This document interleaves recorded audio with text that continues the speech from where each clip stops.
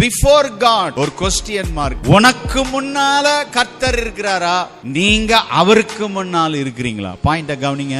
Pastor மழை வந்துருச்சு, பிரச்சனை வந்துருச்சு, எனக்கு முன்னால் அவர் வரட்டும் கேக்குறீங்க, தப்பு இல்ல. ஆனால் என் கேள்வி என்னன்னா, யாருக்கு முன்னால கர்த்தர் வருவார்?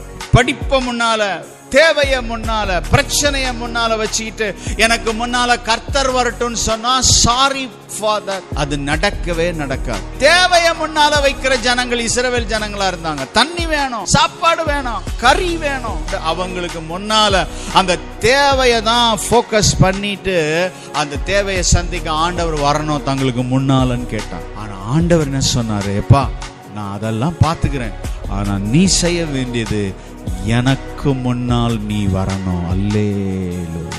நான் அவருக்கு முன்னால் வரும்போதுதான் அவர் எனக்கு முன்னால் போவார்.